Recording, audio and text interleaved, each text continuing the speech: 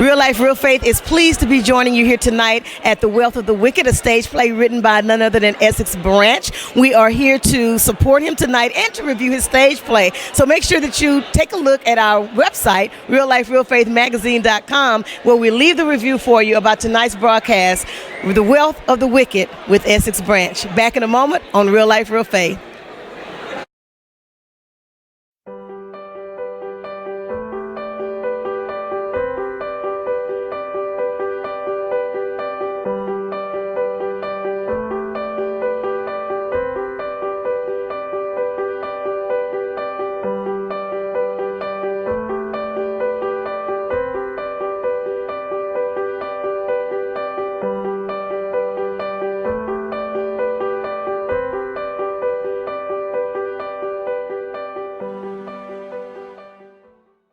Hello and welcome to Real Life, Real Faith. I'm your host, Cheryl, Lacey, Donovan, and we are doing a live on-location remote tonight at The Wealth of the Wicked, a play that's been written by none other than Essex Branch. He was on our radio broadcast just this past Tuesday. And tonight we have this young lady with us who is going to tell us this is her first experience at an Essex Branch play. What do you think about this tonight?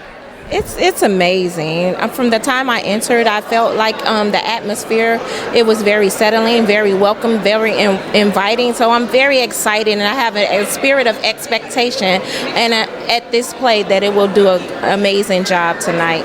Wonderful. We thank you so much for joining us. Tell us your name. My name is Katrina Page.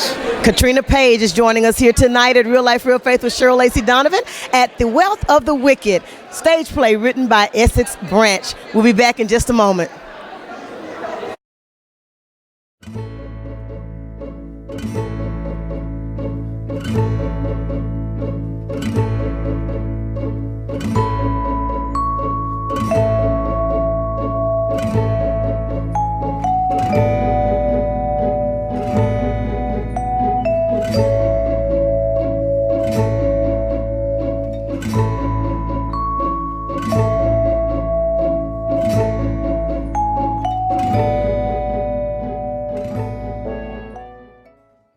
Hello, everybody. This is Chanel, and she is joining us here on our live remote at The Wealth of the Wicked, a stage play written by Essex Branch. Chanel, tell us what you expect from this experience on tonight. You know, honestly, this is my first time coming out and watching a play, but he produced my wedding. He was my wedding planner, so I thought, let me go and support and attend a play that I know is going to be good because I've heard a lot of big fuss on Facebook. Now, I know you probably hear this all the time. You don't even look old enough to be married. I'm just saying, planning your wedding. Yeah. So what did that wedding come out like? It was amazing. You know, this isn't my first time ever seeing a play by Essex Branch. I also acted in one of his plays when I was much younger, but this is my first time coming to one of the Wealth of the Wickeds, and I'm, really just looking forward to it.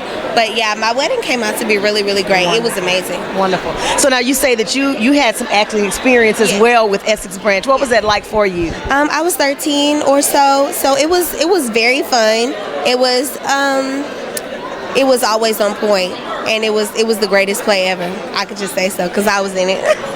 Well, thank you so much, Chanel, for joining us tonight on Real Life, Real Faith with Cheryl, Lacey, Donovan. Thank you. Have a great night. You as well.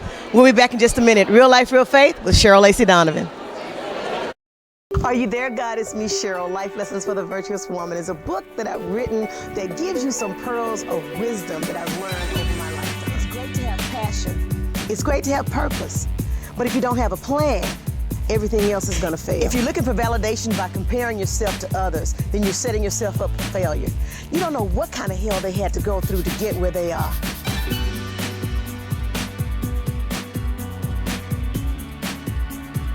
Scripture reminds us there is a time and a place for everything. We just have to learn how to give time. None of us has actually fully arrived. We are all under construction. Life is too short to waste on unforgiveness. People are not really thinking about you anyway.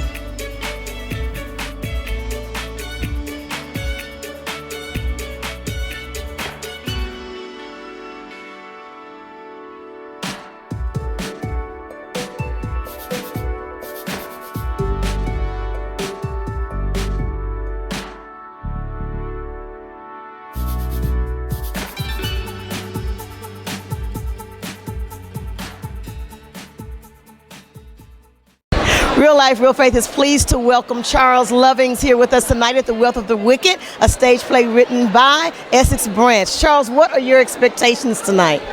I'm looking to really get a move of God out of this play and to see the Word project and go forth and see lives touched. Okay, that's great. Have you ever been to one? Yes. Oh, okay. Have you ever been to one of Essex plays before? No, this is my first time. Okay. First time. All right. First And time. you are a pastor here I am a pastor. in the city of Houston. What's the name of your church? House of Refuge, Church of God in Christ. All right. And where is that located? On the northeast side of town, 8912 Homestead. Get ready, Laura Copper. I just wanted to see if you knew the 8912 Homestead over there by Laura Copy. This is Charles Lovings here with us tonight on Real Life, Real Faith with Cheryl, Lacey, Donovan. We'll be back in just a minute.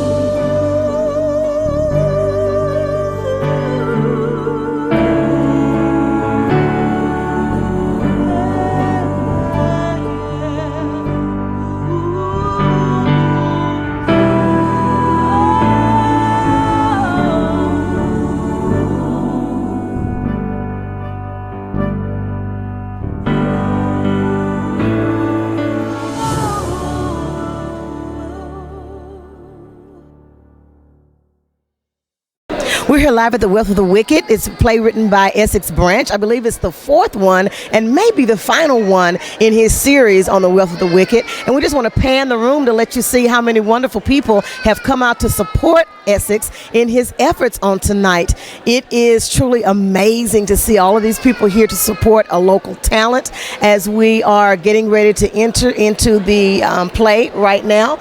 It starts at about 7:30 p.m. It's probably about 300-400 people here tonight at the Stafford Center here in Missouri City, Texas, and we are glad to be covering this event on tonight with Essex Branch. He's been on our radio broadcast before, and we've had an opportunity to talk to him about his endeavors as far as the plays that he writes. And he says that one of the things that he wants more than anything else is for the people of God to be transformed and uplifted when they come out to see his plays. These are the kinds of things that God just places on his heart to give to the people so that they can truly receive a word from the Lord through his talent that God has gifted him with. So we're glad to have you here tonight on Real Life, Real Faith with Cheryl, Lacey, Donovan, and we'll be back in just a moment. Hey everybody, this is Kimberly Smalls, and she's here to see the stage play tonight that's been written by Essex Branch, The Wealth of the Wicked. Kimberly, what's your expectation for tonight? I'm expecting drama. I'm expecting great surprises, and I really have been waiting to know who got shot. That's really so we have somebody here that's seen the plays before. Absolutely. I have seen all four series, and so I'm just excited about what my brother Essex Branch is doing, and I'm just super stoked. I can't wait to see the drama unveiled tonight, and we want part 5. We have to have a part 5. I mean, we can't just stop here midstream, you know? So. Well, you know what? I talked to him the other night on the radio broadcast about tonight's show, and he said that, he thinks that they're going to have another one. He says every time he does one of these, he thinks that that's it, but he always ends up with some kind of cliffhanger where he has to come back and repeat an additional Wealth of the Wicked. So what do you know so far about the Wealth of the Wicked? What's been happening for our viewers who may not have seen it before? Well, I know that there is a lot of family issues, a lot of issues that people face in real life today. And so Essex is able to bring out real family, real life issues that people are dealing with and bring them to the stage and just have you leaving with a thought-provoking moment of change and being a better family, doing things that not only would change you for the better, but your entire family and those that you really love. So I really love what he is doing with these plays. It's more than just a play. It's really like a movement. And so I'm really super proud of Essex. You know what, I am too. That's one of the things that we've talked about when you're able to use your gifts and your talents in order to edify the kingdom through something like this. It's not churchy, it's not preachy, it's not church as usual. It's talking about things that really happen in our lives and trying to find a way to deal with those situations with a godly perspective. Absolutely. Kimberly, thank you so much for joining us tonight. Thank you so much. Absolutely. We'll be back in a moment. Real Life, Real Faith with Cheryl, Lacey, Donovan.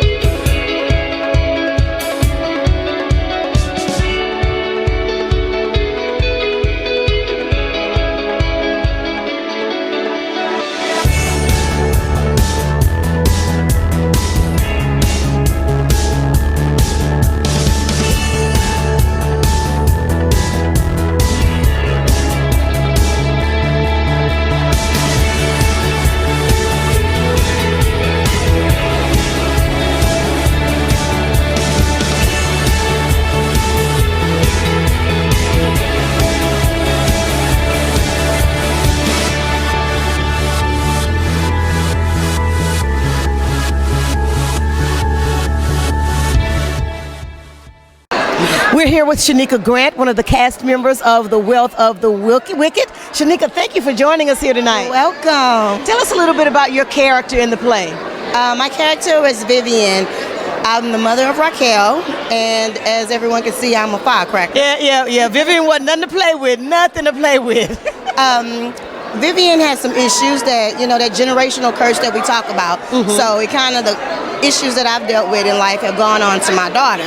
So it's interesting to see things play out, and the fact that I'm very cold and I really don't like my daughter, Raquel. Right. I really don't. I wasn't feeling the love. So is this the first time you've ever been in one of Essex's plays, or? No, ma'am. This is actually my second time being in a play with Essex. He's amazing. And I was actually in a play that Davita Graves did, but Essex was there to help coach us and teach us. So I got to work with him actually before I got to work with him. Well, you've done an excellent job. I thoroughly enjoyed it. Didn't like your character much, but enjoyed your character a lot. You did an excellent job. Thank you for being with us here tonight. Thank you. Absolutely. Are You There, God? It's me, Cheryl. Life Lessons for the Virtuous Woman is a book that I've written that gives you some pearls of wisdom that I've learned over my lifetime. It's great to have passion. It's great to have purpose. But if you don't have a plan, everything else is going to fail. If you're looking for validation by comparing yourself to others, then you're setting yourself up for failure. You don't know what kind of hell they had to go through to get where they are.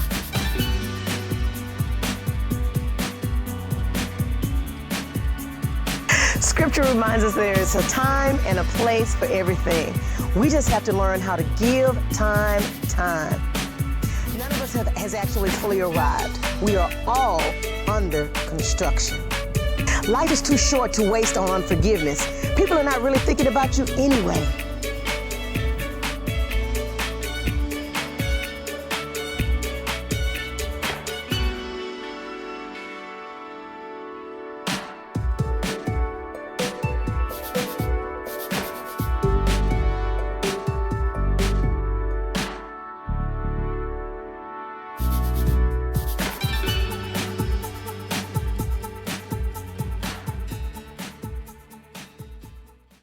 Angeline Latchley played Sister Carrie in The Wealth of the Wicked, one of Essex branch plays. And tell us a little bit about what that was like for you.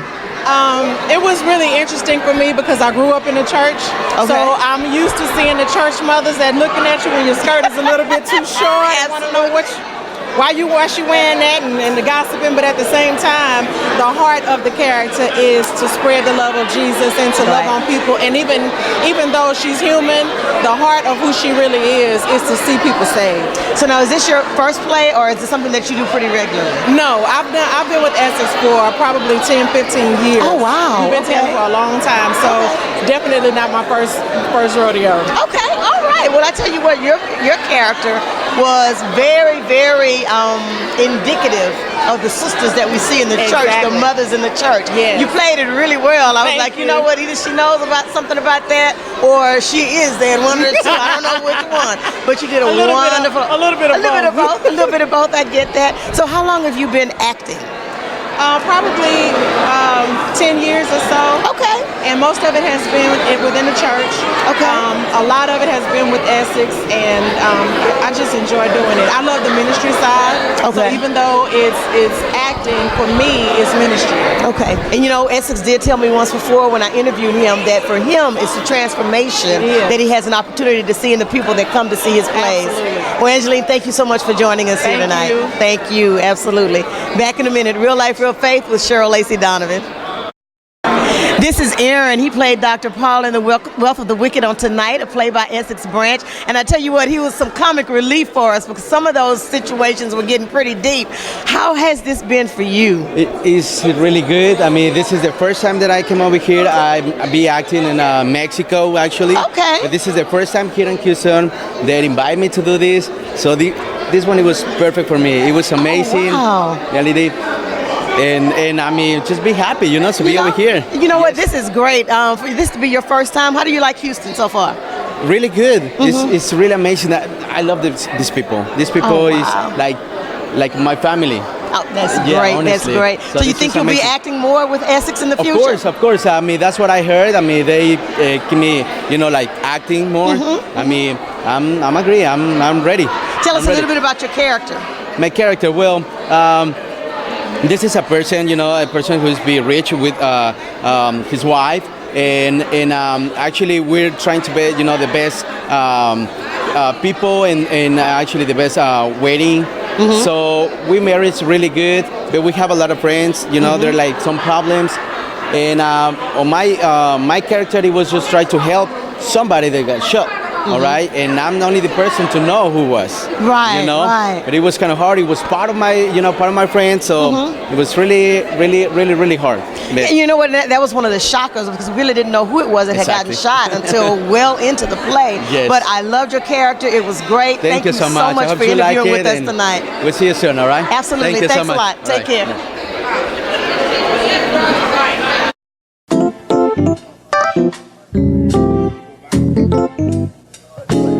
Uncle Joe, I really appreciate that, but I really, have some other news to share. What? He going back to school, y'all. What? No, Mom, I'm not going back to school. Sorry. Oh, I'm nervous. Okay, what is it?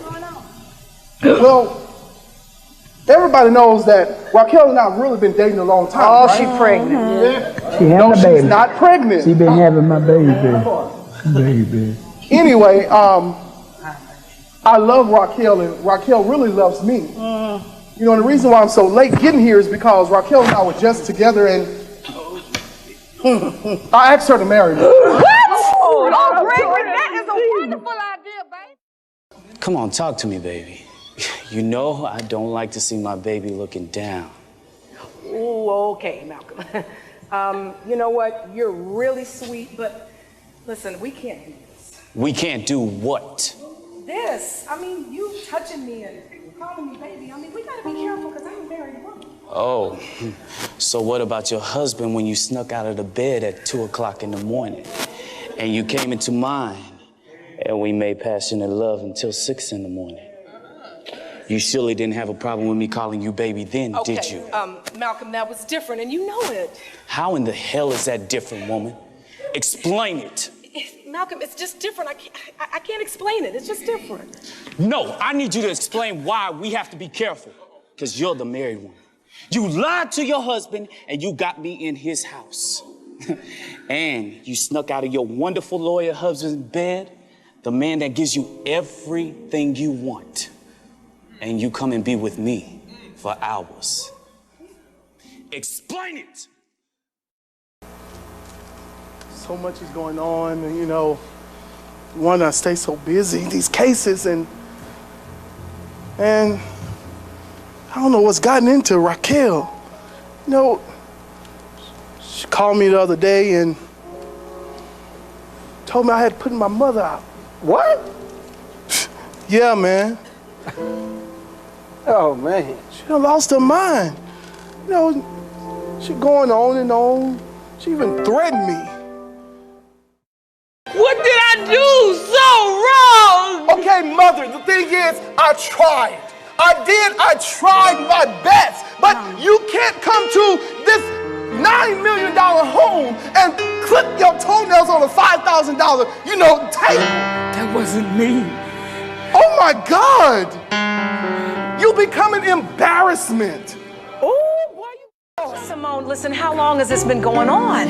My husband, he just have a temper. He's had one since he was little. He's been in and out of counseling. So you mean to tell me that you've been dealing with this for a while? Simone, that's not good, honey. There are so many women that have died behind domestic violence. You've got to get some help. I love my husband. He's my king. He loves me. Oh, come on. You shouldn't have to live like this. Listen. I'm telling you. Simone, listen. I know you love your husband. I know that. Okay? But you have got to pray about this thing. Simone, listen. You got to plead the blood of Jesus and command that your house lines up. Tell you what. Raquel?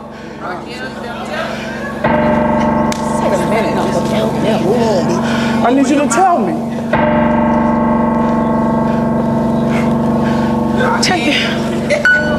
Gregory, let me explain. Just let me explain. Tell me! Okay. What the hell is going on here? Okay. Well, since she taking so long, I'll tell you. All right.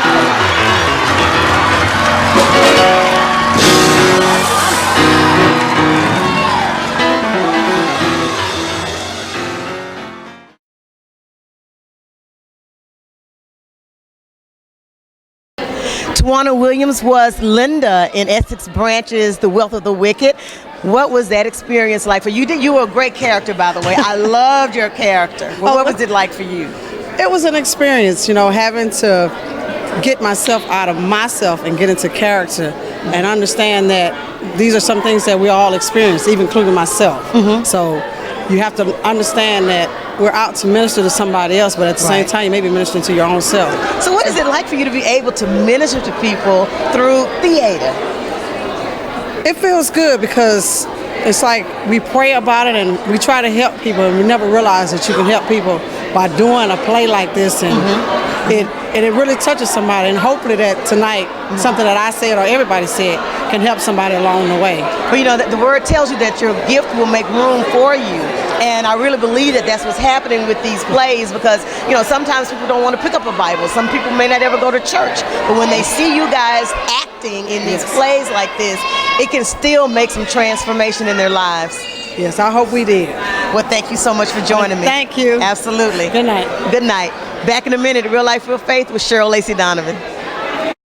So there you have it, The Wealth of the Wicked by Essex Branch. We have thoroughly enjoyed this evening interviewing some of the cast members as well as some of the participants on tonight. And we just want to remind you as always that God can do exceedingly and abundantly more than you could ever ask or think according to the power that worketh in you. Be blessed.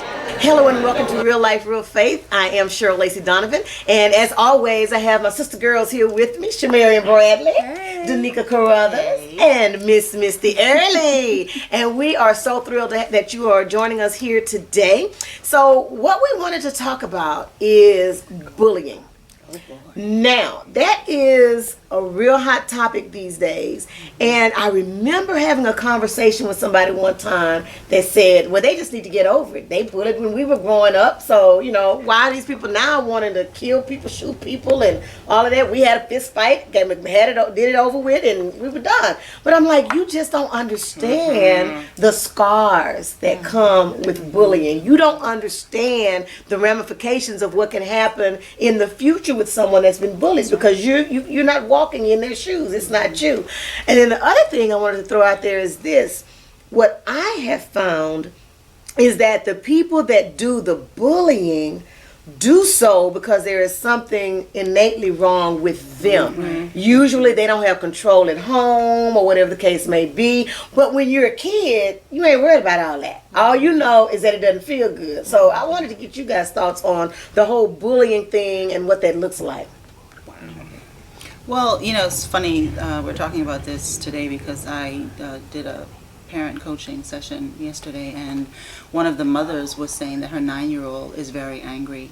And she was saying that on the flip side of that, she's displaying this anger, but then she's also displaying self-hatred. She's saying that she doesn't love herself and nobody else loves her.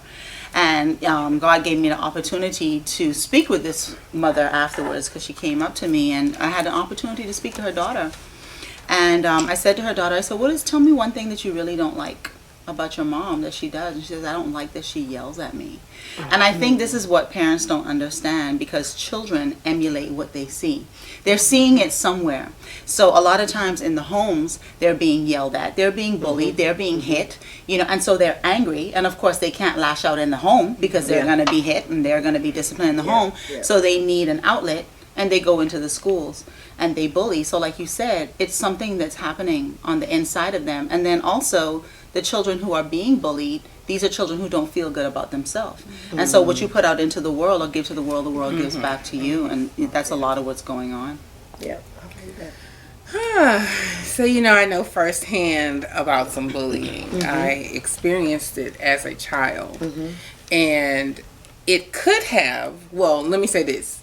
In some ways, it got me really, really bad because of the things that I allowed it to cause me to do, to act out. And you will act out. You may not do it at that moment because you're being bullied, you know. But later on in life, if it's not taken care of, if you're not if you're not healed from it, it will cause you to do things. And mine turned to where I did things to myself. I had I did not love myself because if someone else could hate me that much, then why do I like myself? You know, why do I need to even worry about myself? So it turned into like a lot of what I like to call self-inflicted drama. I did things to myself because everybody else don't like me, so I'm not gonna like me either. It really doesn't matter. But it's serious. I'm very serious about it, and that's why I shared my testimony in No Test, No Testimony about being bullied, because it is real.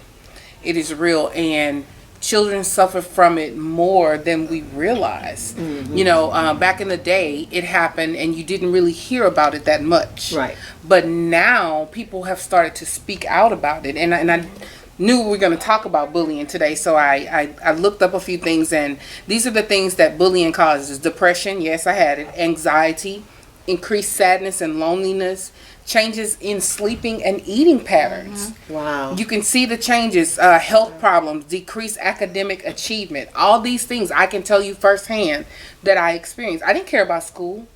Because I was, because you didn't want to go there. Well, that's where it was happening to me. And I focused so much on, being away from that environment. I didn't want to have anything to do with it. But as you said, where does it come from? What is the root cause of someone bullying you? And I had the opportunity to speak to one of the young ladies who gave me HE double hockey sticks in school. She gave me trouble from the moment I stepped on the bus, when I got out the bus. I mean, just everything. And so as an adult, I had the opportunity to talk to her. And do you know what she said? Your mother was with you and mine wasn't. Wow. Yeah, that's right. That's right. Wow. That's right. Wow. Yeah. Did you have the emotional support at home that you needed? I never told my mother. You didn't. Why? I felt like I knew my mom was there for me for anything, but that was just the one thing I felt like, and I think I didn't tell her because other family members bullied me as well. They took sides with the people at school. And so I felt, well, if they feel like this, then, maybe mom's going to tell me to suck it up and get over it, Which is what back in the day, that's really what they told everybody was suck it up, get over it, you'll be okay. And everybody's response was, when I was coming up, that's what we did. When I was coming up, that's what we did. When I was coming up, that's what we did. But, I think now we talk about it more, and it's probably a sad fact, but we talk about it more now because some of the people that are being bullied come and blow you up. Yeah. They bring guns to I read this, and this was a study did in the 1990s. 12 out of 15 school shooting cases happened by someone who was being bullied. Yeah. Yeah, because they finally got fed up and they got tired, and it's usually the ones that are the quietest that tend to react because they don't think they have any other recourse. They didn't have a gateway to go and talk to someone about it. Now you have avenues, you have counselors, you have, mentors and everything. You can go and talk about it. But back then they didn't. So this is how they got out of it. I think a couple of things. I think, first of all, that hurting people hurt people. Yes. Absolutely. And they continue to do it over and over again, too. They either identify it in themselves or someone else forces them to identify it in themselves. The other thing is as we talked about old school and things like that, back in the day, I'll call it a take it to the flesh issue. We might fight about it physically. Right, exactly. But now you have employees that are going to the employers and shooting them and killing them because they feel they've been bullied in a different kind of way. You have people who are blowing up schools and shooting people and all this because they've been bullied. They've been bullied. So I believe that the bottom issue, the real issue is that those people are hurt people. Yeah. And they do not know how to ventilate how they've been hurt. So this is the only way that they know how to get some attention to what it is that has happened to them is to do something drastic, to take a drastic measure. And so is that what we want to happen? They're doing it in churches. They're doing it everywhere. Oh yeah. I mean, I was talking to someone this morning, and she told me this story about being in church some years ago, and this pastor got up, or whoever was bringing the word, talked about elephants. God made elephants gray because they were big and they were not supposed to be seen, and so people who are big shouldn't wear colors. And she said she just realized a couple of days ago how this impacted her not wanting to be seen. And as a business person, it's been difficult for her to connect with that success because she's been feeling like she needed to hide herself from these messages. And this is the thing. We say things and we don't think about what we say. A lot of people speak from their hurt rather than speaking from their heart. And words hurt. You know, like that saying, sticks and stones may break my bones, That's but not words, actually that is a lie. Yeah, that is a Words, you continue to hear words over and over again, and there is no outlet. And I feel like we all need to start taking responsibility and accountability for the role that we play. And I don't think that we connect enough with people, because when someone is being bullied, when someone's attitude completely changes because something is going wrong on the inside, that shows on the outside. But we become so disconnected and so disinvested from one another that we don't even take the time to recognize these things. And you know, that 9-year-old child, she sat down and she spoke with me, and I mean, she's a beautiful girl, really sweet, very intelligent, very kind, and we just need to take the time to make an investment and make ourselves available. You know, the bullies, they have problems because it's said that those who bully have more alcohol abuse and drug abuse and begin sexual active lifestyles early. So we have the bullies, we have those who are being bullied, but also I read an article on the bystanders, and those who are standing by watching. It said that they feel powerless, like they can't do anything.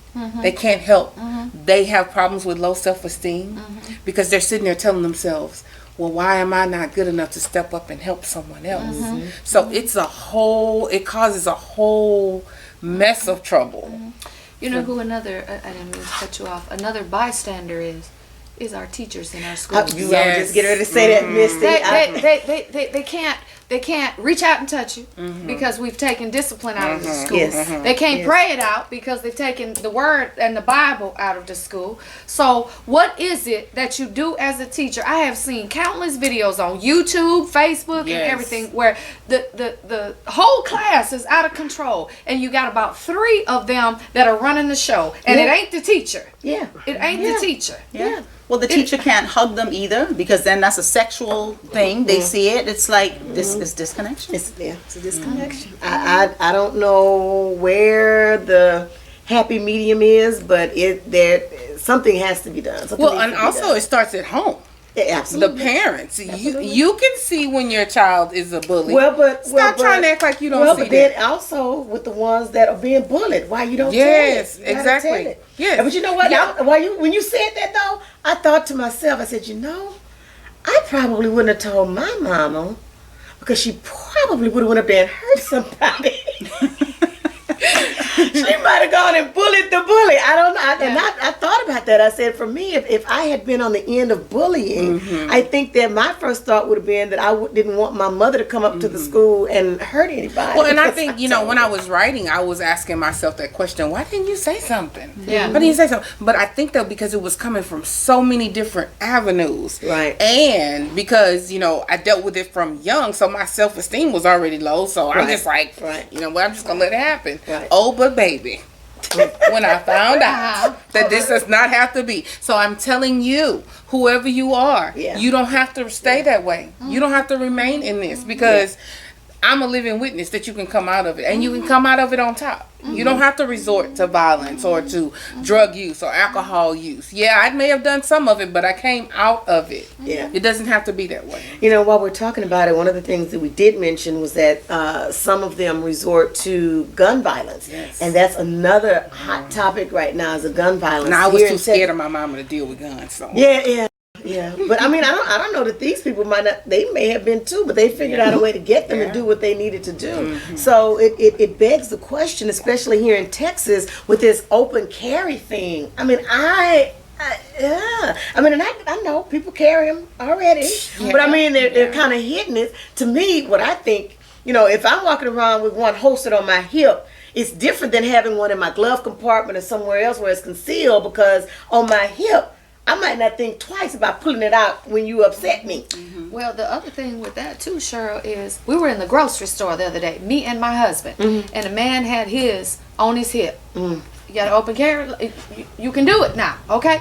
My problem was not so much with him pulling it, it was with somebody else disarming him. In the grocery store, with me in there and everybody else as an audience. To partake in whatever it is that's going to happen as a result of. So that's what scared the hell out of me about it. And I'm licensed. I'm licensed to carry. Concealed handgun. I don't know that I'd want to do that. Yeah. Yeah, and you're right. That really is a whole different aspect of it. Yeah. Somebody that's in there and says, "Oh, well, there's a gun," and they not wrapped too tight. And, Exactly. You know, he's not really paying attention. And they come up, and now you have a whole nother fiasco on your hands. But I do think that we create problems sometimes. I think sometimes we talk too much about a certain situation. This is true. And you know, we make people think about, you know, what we can do. You know, the news is funny. Because they'll sit here and tell you, like, I literally saw them showing how to use a tool to break into somebody's house. Really? Yeah, they do. Yeah. So now everybody know how to use the tool and go in. So I think that sometimes we discuss it too much. Okay, the law has been passed. It's done. Okay, fine. Now what? Let's not blow it out of the water. Let's not blow it out of proportion too much. And the thing is, too, you know, righteousness and rightness doesn't have a stage. Evil, problems, drama has a stage. Always. So to the point where that's what people want to see. I actually heard a news anchor saying, I think it was yesterday, that he don't want to sit down and watch a show that's all about good stuff. He wants to see bad stuff. And this is how a lot of people think. And it's what the news portrays all the time. We don't talk. We give... Even as Christians, we give more attention and focus to the devil, the enemy, what he doing, what he trying to do, what he ain't gonna do, than we do to God and the power of God. And so, you know, it goes back again to us, asking ourselves, what are we bringing to the world? You know, because we all play a part in this thing. You know, the part we play is a bystander. Again, it's back Many to the times. bystander thing. Many times. And a lot of us don't speak up about things that matter to us. And therefore we let things happen right in front of our eyes, and we think that we lack accountability because we don't say anything. And it's sad. It's sad. We air our whole life on Facebook, or we video somebody else's life and put it on our page, and it's amazing to me that and then we'll like it. You know, and life continues to be about likes instead of loves. You know, and it's sad. It is sad. It's sad. And it's like Jesus said, go into the highways and byways. So people in the churches, okay. People in the homes, okay. But we're not going out. We're not trying to make a difference. And then, you know, like Cheryl, like you were talking earlier, people are so interested in their name getting out there and getting recognition for what they're doing. So, but my concern with the open carry is, okay, so yeah, you give license now for open carry, but people do things without permission all the time, right? So now you have bullies openly carrying guns to make themselves look like they big bad and all of that, to bring fear to people. You're not going to know whether that person has a license or not until unless after you the approach fact. them or something happens. I just don't understand why common sense just ain't common no more. Just ain't common. That's what Mama say. So listen, here at Real Life, Real Faith, we don't have a problem speaking out and speaking up about those things that concern us, and you'll always get that from us. Back in a moment, Real Life, Real Faith.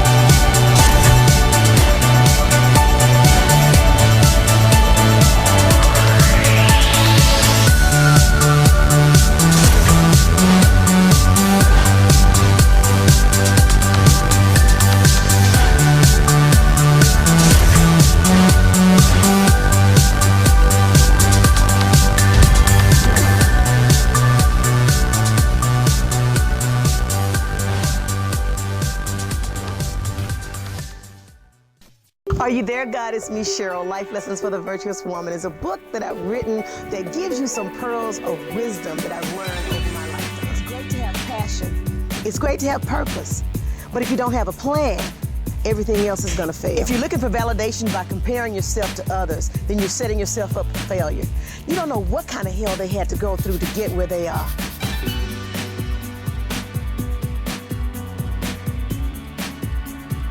Scripture reminds us there is a time and a place for everything. We just have to learn how to give time. None of us has actually fully arrived. We are all under construction. Life is too short to waste on unforgiveness. People are not really thinking about you anyway.